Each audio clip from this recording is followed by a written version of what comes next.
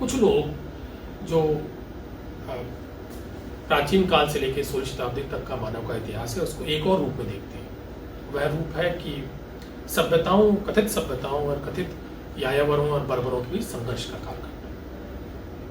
सभ्यता किन्हीं कहा गया है जो चीन, भारत, मेसोपोटामिया, मिस्र, भूमध्य सागर में रोम और ग्रीस इत्यादि के अंदर बड़े बड़े शहर थे और उनके आसपास बनी हुई सभ्यताएं थी।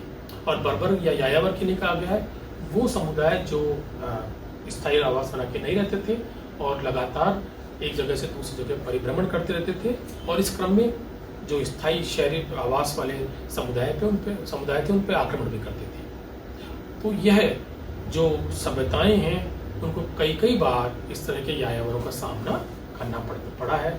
बौद्ध जो है जिन्होंने रोम पे आक्रमण किया 14वीं शताब्दी में, उनसे लेकर के मंगोल तक जिन्होंने 14वीं शताब्दी में पश्चिमी पूर्वी यूरोप को और मध्य एशिया को पूरी तरह से तहस नहस किया। तो तब तक के कालखंड में ये लगातार निरंतर चलता रहा और वो भी विश्व के इतिहास के में परिवर्तनों को प्रभावित करता रहा। वो कैसे कि जैसे 14वीं शताब्दी में रोमन पतन का एक बड़ा कारण जो स्कैंडिनेवियन कंट्रीज से या उत्तरी यूरोप से जो यायावर आए और उन्होंने रोमन साम्राज्य पर आक्रमण किया उसको माना जाता है। एडवर्ड गिब्बन ने अपनी किताब decline and fall of the Roman empire में भी इस बात को लिखा है कि एक बड़ा कारण जो पश्चिमी रोमन साम्राज्य के खत्म होने का था वो गॉथ्स या कहना चाहिए बर्बर्स के आक्रमण था। तो जब 4वीं शताब्दी में रोमन साम्राज्य तहस नहस हो गया, खासतौर से पश्चिमी रोमन साम्राज्य तहस नहस हो गया, तो उसका प्रभाव क्या पड़ा? उसका इस पूरी सभ्यता का जो ये समूह है उस पर प्रभाव ये पड़ा कि अंतर क्षेत्रीय या अंतरराष्ट्रीय व्यापार और विनिमय में थोड़ा हास हो गया। इसलिए नहीं कि रोम बहुत बड़ा केंद्र था, उसके पतन हो जाने से भारत को कोई फर्क पड़ रहा हो, पर वो एक पूरी श्रृंखला, जिसे डोमिनो इफेक्ट कहते हैं, पूरी श्रृंखला ही टूट गई। जब हम प्राचीन भारत का इतिहास पढ़ते हैं जो आपने पिछली कक्षाओं में पढ़ा आए होंगे, तो उसमें इसको एक बड़े संदर्भ के रूप में लिया जाता है कि रोमन साम्राज्य के पतन ने व्यापार में के हास्य को तेजी दी। और हम भारतीय इतिहास में पढ़ते हैं कि गुप्तोत्तर काल में यानी 4वीं-5वीं शताब्दी के आसपास जो मौद्रिक अर्थव्यवस्था है वो कमजोर होती दिखती है। गुप्तों के सिक्के हमें मिलते हैं, वो बड़े मिश्रित मिलते हैं, जिनमें यानी सोने के सिक्कों में दूसरी धातुएं मिलाई गई हैं। धीरे धीरे सिक्के कम होते जाते हैं। हर्ष काल की हमें मुद्राएं बहुत कम मिलती हैं, वो गला दी गई, ये भी कारण हो सकता है, परंतु मोटे तौर पर मुद्राएं कम थी। इसके दूसरे प्रमाण भी हैं। वो प्रमाण क्या है कि हर्ष अपने अधिकारियों को का वेतन भुगतान मुद्रा के रूप में नहीं करता है, कैश नहीं करता है, जैसा कि चंद्रगुप्त मौर्य कर रहा था या अशोक कर रहा था। क्योंकि हमें अर्थशास्त्र के अंदर पूरा उल्लेख मिलता है कि कौन सा जो अमात्य है या कौन सा जो तीर्थ है जो शासक जो अपने मौर्य काल के अंदर अधिकारियों के नाम थे, किस तीर्थ को कितनी मुद्रा का भुगतान होता है, कितने कारशपण का भुगतान होता है। हर्ष काल में हम क्या पाते हैं कि हर्ष अपने अधिकारियों को, जिनकी पूरी लिस्ट है, जिनके पूरे नाम हैं, उनको भूमिदान के रूप में उनके वेतन को दे रहा है। अर्थात जो मौद्रिक अर्थव्यवस्था है उसका हास्य इससे परिलक्षित होता है। इसका एक और परिणाम होता है, जो भूमिदान है वह धीरे धीरे वंशानुगत नए छोटे शासकों को पैदा करता है, जो एक बड़े शासक के अधीन वंशानुगत रूप से जमे रह जाते हैं। अर्थात हर्ष यदि अपने अधिकारियों को भूमिदान दे रहा है तो वह भूमिदान या वो पूरा क्षेत्र उसके अधिकारियों को पीढ़ी दर पीढ़ी रूप में हस्तांतरित भी हो रहा है और वो उस स्थानीय क्षेत्र के शासक बनते जा रहे हैं। उनके नीचे भी ऐसी श्रृंखला शुरू हो रही है और इससे उस प्रवृत्ति की शुरुआत होती है जिसे हम सामंतवाद कहते हैं। सामंतवाद अर्थात छोटी छोटी भूमि संबंधों के आधार की एक सामाजिक राजनीतिक व्यवस्था। विश्व इतिहास में और भारतीय इतिहास में भी बात सही है कि इस पूरे कालखंड में जब मौद्रिक अर्थव्यवस्था का ह्रास हो रहा है या अंतर क्षेत्रीय विनिमय कम हो रहा है, तो उससे क्या क्या प्रवृत्तियां दिखाई पड़ रही हैं? उससे एक प्रवृत्ति तो ये दिखाई पड़ रही है कि अर्थव्यवस्था का स्थानीयकरण हो रहा है, अर्थात अंतर क्षेत्रीय विनिमय अब कम हो गया है, लोग अपनी स्थानीय जरूरतों को पूरा कर रहे हैं और एक बंद अर्थव्यवस्था का निर्माण हो रहा है। गाँव के अंदर जो लोग वस्तुएं बन रही है उसका गाँव के लोग उपभोग कर रहे हैं और गाँव के लोगों के उपभोग की समस्त वस्तुएं उस गाँव में पैदा हो रही हैं। एक ठठेरा है जो बर्तन बना रहा है, एक कुम्हार है जो घड़े बना रहा है, कि बहुत सारे किसान हैं जो खाद्यान्न की आपूर्ति कर रहे हैं और परस्पर विनिमय से एक दूसरे की जरूरतों को पूरा कर रहे हैं। तो एक बंद अर्थव्यवस्था का खाका इस समय तैयार होता है। ये बंद अर्थव्यवस्था भी और सामंतवाद भी, जो छोटे छोटे अधिपति पैदा हो जाते हैं, वो एक बंद समाज को निर्माण करती है। और इस प्रकार हम इस कालखंड में एक और रोचक चीज़ देखते हैं कि स्थानीय संस्कृतियों का निर्माण होता है। हम जब 8वीं शताब्दी तक की बात के इतिहास पे आते हैं, 8वीं 9वीं शताब्दी पे, तो हम एक चीज़ और पढ़ते हैं, स्थानीय संस्कृतियाँ या स्थानीय संस्कृतियों का उद्भव। हम गुजराती, मराठी, बांग्ला, असमिया, उड़िया, उत्तर भारत में इस तरह की संस्कृतियाँ देखते हैं, और इसी प्रकार हम दक्षिण भारत में भी देखते हैं। इसी समय तेजी से जातियों का प्रस्फुटन भी होता है। जो भौगोलिक आधार पे कुछ लोग कुछ खास व्यवसाय में लग गए थे, वही खास जाति में कहना चाहिए कि निबद्ध हो जाते हैं। इसका एक कारण और भी है, और वो यह है कि हम संपूर्ण मध्यकाल को कतिपय प्रतिगामी शक्तियों के विकास से भी जोड़ते हैं। उसका कारण ये है कि जो समाज बंद समाज होते हैं, वो नवीनता को लेकर अनुच्छुक हो जाते हैं और अपनी परंपराओं का पृष्ठ पोषण करने लग जाते हैं। ये पूरे संपूर्ण विश्व स्तर पर देखा गया है। जो यूरोप का मध्यकालीन समाज है, वो अपनी प्रथाओं और विश्वासों में जकड़ा हुआ था, और नवीन को लेकर के वो बहुत आग्रही नहीं था। उन्होंने अपने वैज्ञानिकों और विचारकों को इस संदर्भ में मार भी डाला कि जो कुछ नवीन बात कर रहे थे। बाद के संदर्भ में हम ये देखते हैं कि जो स्थानीयकरण हुआ, जो बंद अर्थव्यवस्था का निर्माण हुआ, उसने कतिपय प्रतिगामी शक्तियों को भी उत्पन्न किया, और ऐसा समाज अपनी परंपरा, रीति रिवाज, उसको लेके ज़्यादा आग्रही था, और कुछ नवीन को लेकर के भी उत्सुक नहीं थे। हम तो ये भी पाते हैं कि भारत में इसी समय पे जो समुद्र पार का जो संपर्क है या समुद्र पार की जो यात्रा है, उसको भी निषिद्ध किया है, धर्म विरुद्ध घोषित किया जाता है।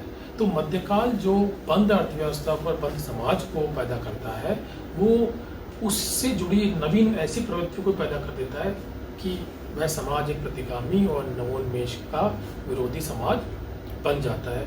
शायद कुएं का मेंढक जैसी कहावतें या कथाएं जो हैं, इसी से ही निकली होंगी।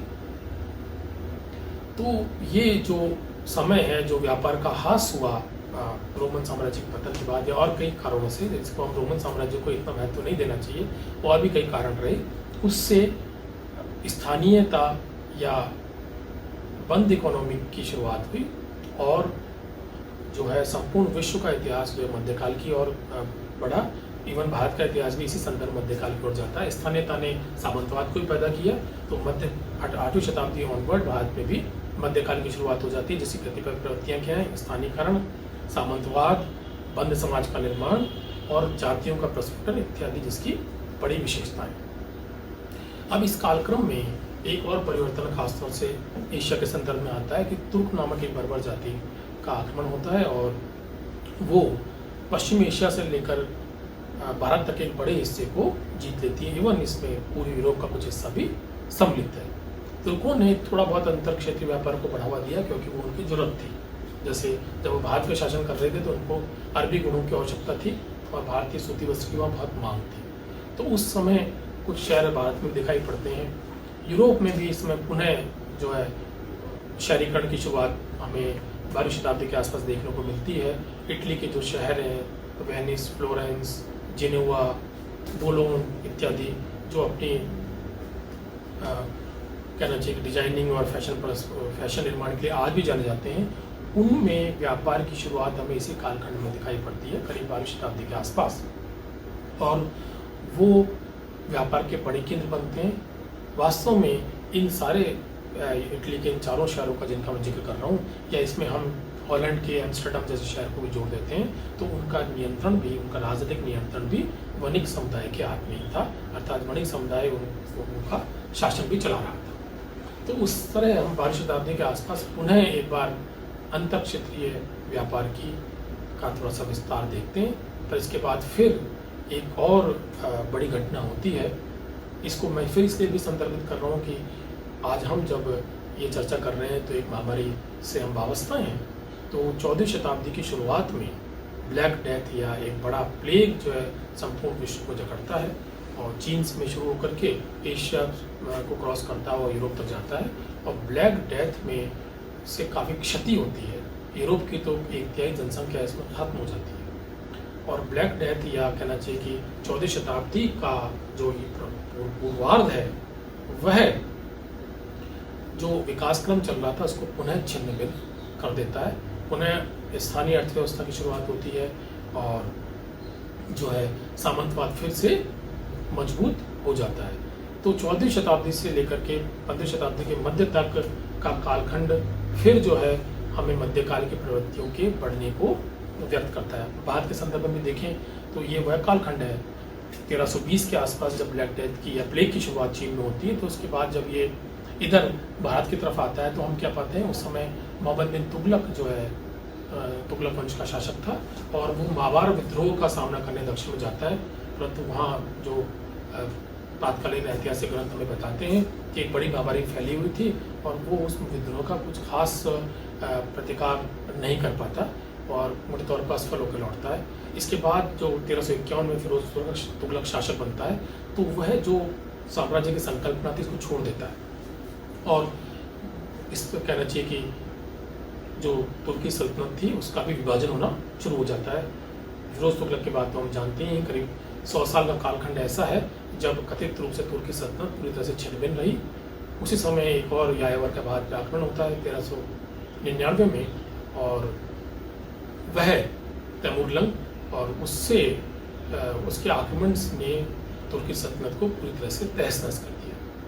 उसके बाद जो सैयद और जो लोदी वंश है वह कमोबेश एक ढीले ढाले परिसंघ के रूप में शासन करते हैं, अर्थात वो एक साम्राज्य नहीं है जो हमें प्राचीन विश्व के इतिहास में देखने को मिलता है। एक ढीला ढाला कहना चाहिए कि सामंती आधार का एक राज्य हमें नजर आता है। तो ये प्रवृत्ति पूरे विश्व के इतिहास में 16वीं शताब्दी की शुरुआत में उन्हें बदलती नजर आती है जब भौगोलिक खोजें होती हैं और अटलांटिक से लेकर हिंद महासागर तक नई तरह के व्यापार की शुरुआत होती है। भारत में भी मुगल साम्राज्य कोशिश करके एक रूप में एक साम्राज्य के निर्माण का आधार रखता है और यूरोप में खास तौर से भौगोलिक खोजें एक नए युग का सूत्रपात करती हैं। उन भौगोलिक खोजों से जो मध्यकालीन प्रवृत्तियां थी यूरोप में वो भी खत्म होती हैं और रेनेसा और उसके बाद आधुनिकता का सूत्रपात होता है। वह आधुनिकता किस तरह से हमें भारत में प्रकट होती है ये हम इस पर आगे चर्चा करेंगे और आधुनिकता किन प्रवृत्तियों से पहचानी जाती है इस पर भी चर्चा करेंगे।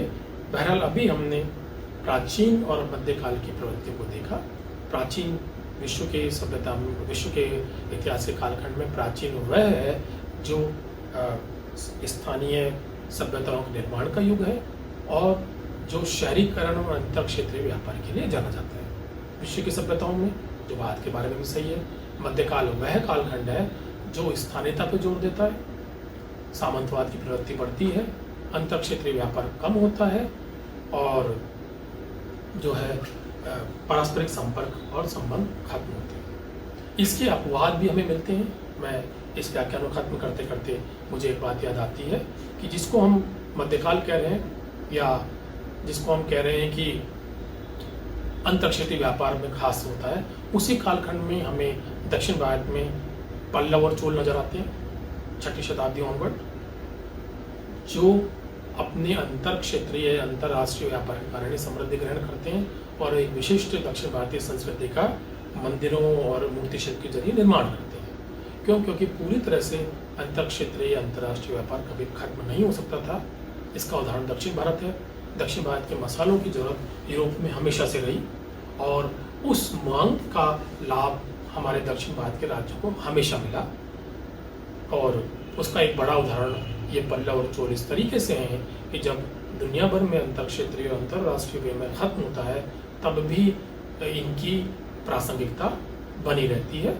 इस प्रकार कुछ अपवादों के बावजूद कतिपय प्रवृत्तियाँ ऐसी हैं जो हमें किसी कालखंड को प्राचीन या किसी कालखंड को मध्य काल और किसी कालखंड को आधुनिक काल कहने का आधार देती हैं।